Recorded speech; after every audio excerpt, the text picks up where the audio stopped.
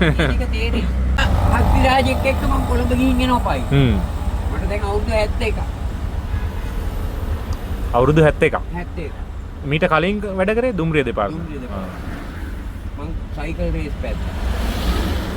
මම බයිසිකලේ ගත්තට පස්සේ මට රැයට ගිහින් මම යනවා හෙට කතරගම කියලා. මම උදේ පාන්දර 4:00 3:00 4 වෙනකොට නැගිට්ටා ඕනකට හොද ගත්තා. ගත්ත බයිසිකලේ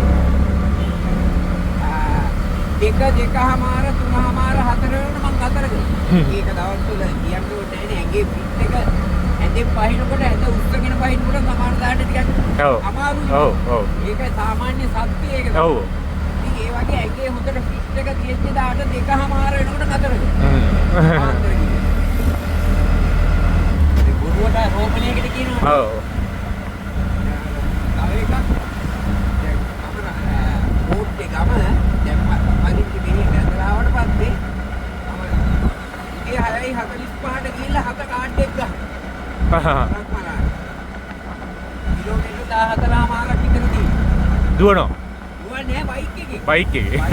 පුට් සයිකලේ. පුට් සයිකලේ අයාම අපේ ඉස්සර මේ වැඩකොලේ දුන්නා මේ පලාදට වැහෙනව දැන් නෑ. ඒක ඒ විසිලුත් නෑ. ඒ 6ට ගහනවා 6:45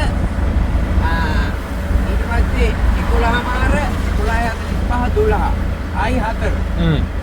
ඒ ලාම් එක වටේට මෑනවා දැන් ඇහෙන්නේ නැහැ. ඒ ලාම් එක නෑ. දැන් මේ නිකන් බොරු සේව එකක් දාලා තියෙන්නේ. 6:45ට මම පිටේ බයික් එකට නැග්ගාම 7 කාඩ් එක ගත්තා. විනාඩි 15 යනවා. 15 යනවා. රත්මලානට. දැන් නෑ යන්න බෑ බයික් එකකින් ගියා. යන්න බෑ ට්‍රැෆික් එක වැඩි. ට්‍රැෆික් එක වැඩි. පුට් සයිකලේ යනකොට මාත්‍ර වැඩි තියෙන මේ ට්‍රැෆික් එක උනත් දැන් අස්සෙන් යන්න පුළුවන්. මමත් 2015 මේ ඔෆිස් එකට ගියේ පුත් සයිකලේ. කෑම හිමද බෝඩිමේ ඉන්න කාලේ. එතකොට කසාද බැලලා නැහැ.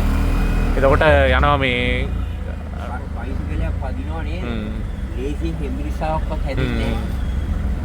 ඇඟ කියන්නේ ඇස් පවා කකුල් වල නියපොතු පවා ව්‍යායාමයක් වෙනවා බයිසිකලේ පදිනවා.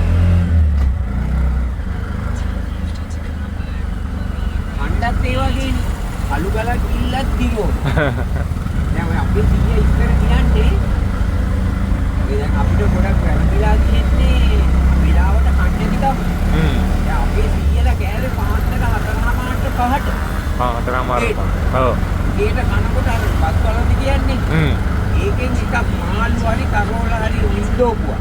සම්බෝල වරදින්නේ නැහැ. දාලා දෙනවා අරකින් එකක්. මොනවාද හීල් බද්ද කන්නේ?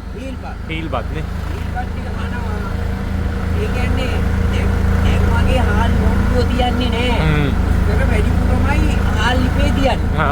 අදිප්පියේ රැයකට කෙනෙක් ආවත් 10කට 15කට කන්න කෑම තියෙනවා. මේ වගේ මාස් කෑවේ නෑ. අපේ සීයා හරක් මාස් කෑව හරියට. හරි. ඒ කියන්නේ ගම්මුලා දැනේද සත 10ටද 20කටද දෙන්නේ රාත්තල්. රාත්තල් දෙකක් දෙනවා. ඉතින් මේ අපිටත් ඒකෙන් මුතුනා මත්ම කෑවා.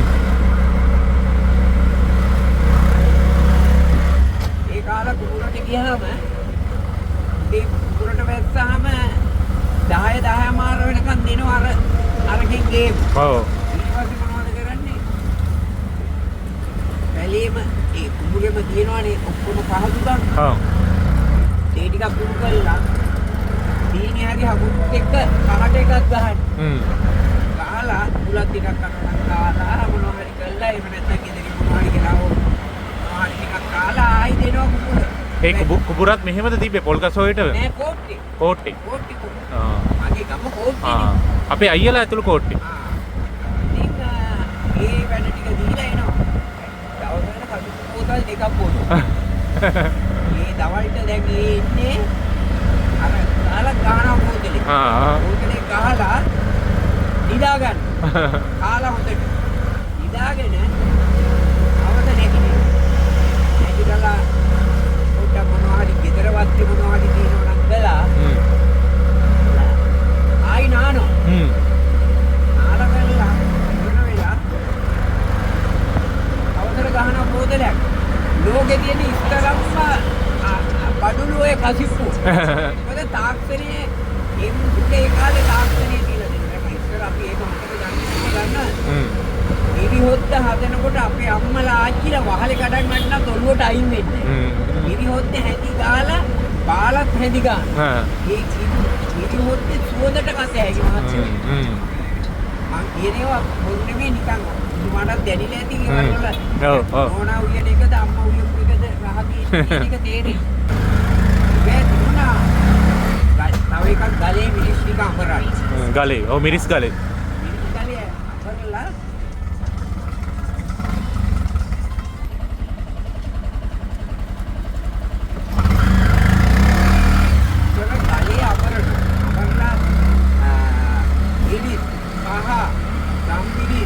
ඔය තියෙන ජාති ඔක්කොම එකක දාලා ඉන්නේ ගුලි ගුලි.